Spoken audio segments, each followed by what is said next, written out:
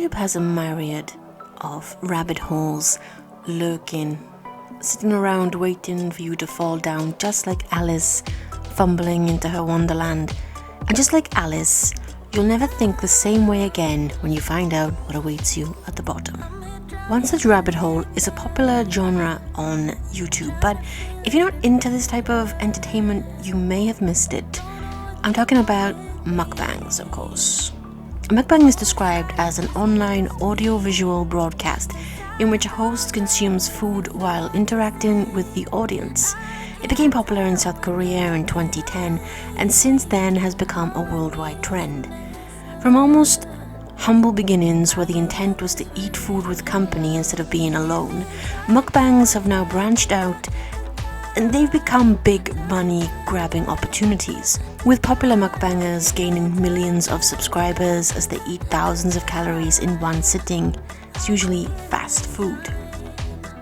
The Times newspaper reported that a YouTuber named Bethany Gaskin has made over $1 million from advertising on her videos. And where there is money, of course, people will dip their toes into the ranch dressing of the mukbang community. In doing some research for this video, I found there are different genres of mukbangs, and each genre is dependent on how much food you eat. The food they eat is dependent on how many subscribers and views per video they get. Firstly, we have the small mukbangers. They are more faithful to the original intent for mukbangs. They eat a meal, which is usually a normal sized portion, and they converse with their viewers, tell little stories, and it's like having a conversation with an old friend. Usually these mukbangers grow in subscribers slowly. They never really attain the great numbers, and if they do, it's very rare. Rare, but it's not impossible, of course. Next up, we have the savage eaters, mukbangers who destroy any food in seconds without a worry about choking and death. And trust me, one day someone will die from this technique of eating. It was probably very obvious that someone would mix mukbangs with ASMR.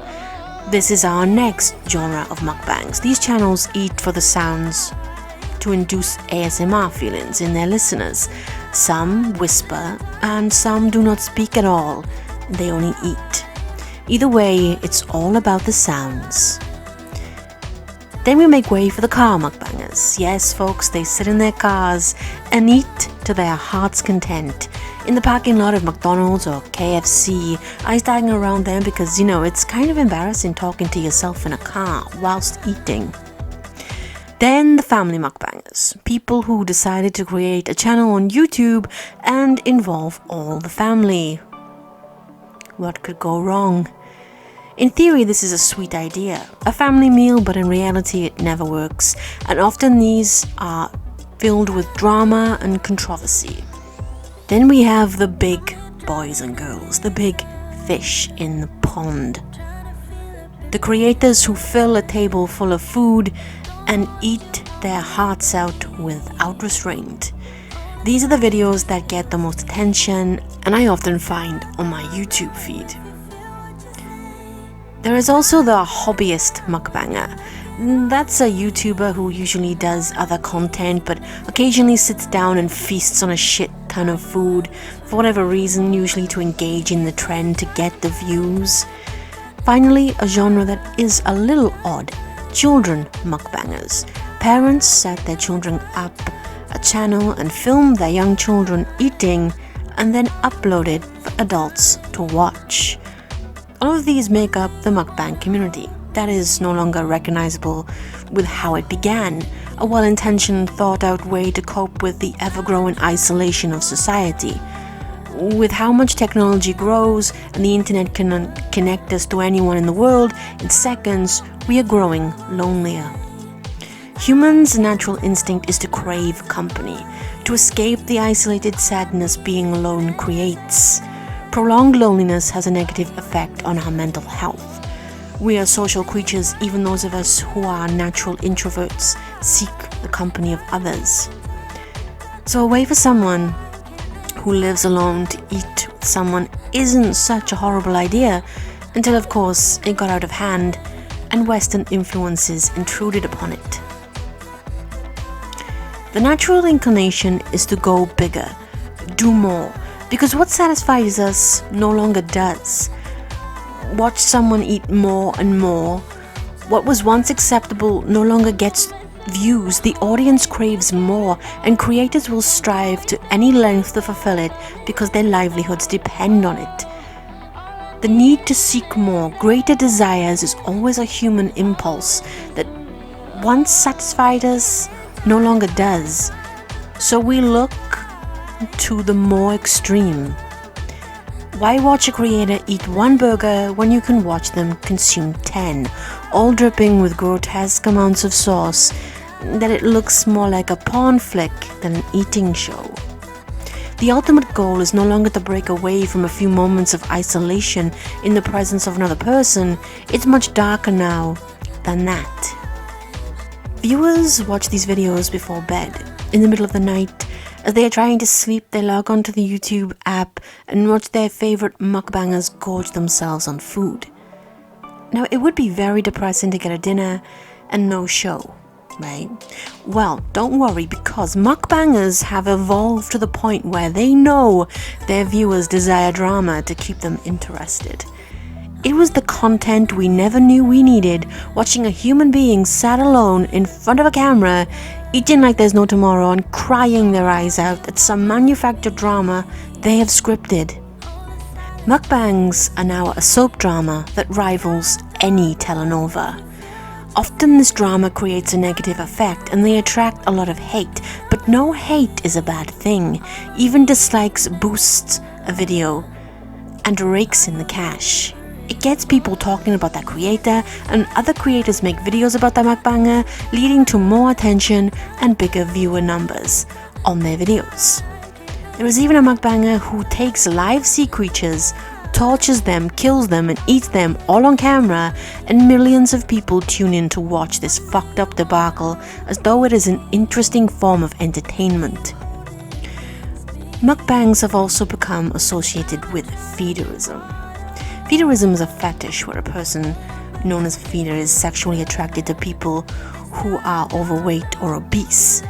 However, they get pleasure from the process of fattening someone up. Over the years, a few obese channels have sprung up with the purpose of getting into the swing of mukbanging.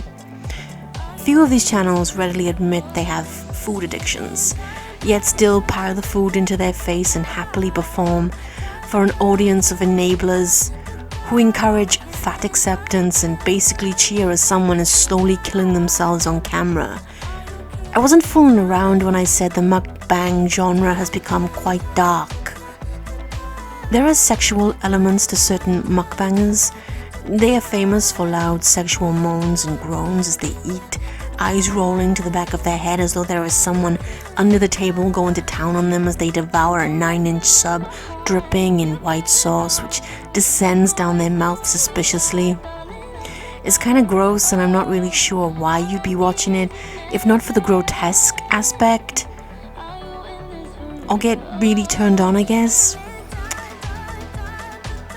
Only while watching these mukbang videos did I see a woman deep throat a lobster leg. And not only that, phallic-shaped objects are often popular in mukbangs and dripping again in sauce. And I had to watch way too many mukbang videos to make this. I am so happy I'm a vegetarian because I don't think I'd be able to look at a sausage in the same way ever again if I wasn't. Which, incidentally, there are vegetarian and vegan mukbangers, but of course they don't draw the numbers as the big creators who push out fast food meaty trash every day of the week. Ultimately, mukbangs have also become associated with ill health. Binge eating is not good for the body. It isn't a case of just eating the food and that's it. Every meal you eat triggers a dopamine release. Dopamine is a feel-good chemical associated with feelings of happiness and reward. However, meals higher in fat and sugar tend to trigger larger releases of the hormone. When you overeat, especially those kinds of foods, you probably tend to feel fantastic at first. When the rush of a binge wears off, most people experience an overwhelming, uncomfortable fullness, accompanied by a side of guilt or shame. In addition to these unfavorable emotional effects, some pretty unfavorable things are going on inside the body too.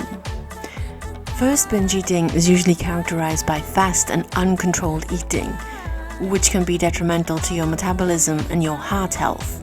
This uncontrolled food intake is associated with obesity and future susceptibility to metabolic syndrome, a condition that often leads to cardiovascular disease. Second, with binge eating, your pancreas goes into overdrive, releasing larger than normal amounts of insulin.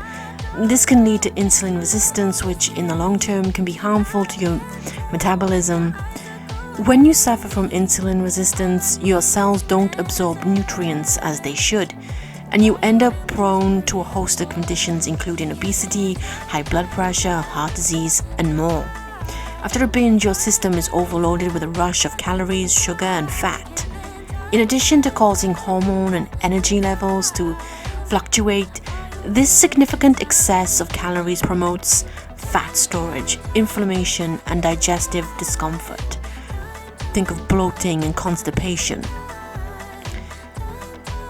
These nearly instant consequences aren't exactly favorable, but the outlook gets even worse if overeating is consistent. Think that some of these mukbangers put mukbang videos out every single day. Cyclic binging results in hard-to-reverse changes to metabolism. Hunger and fullness cues are thrown off, making one think they're hungry when they're not, and causing you to overeat further.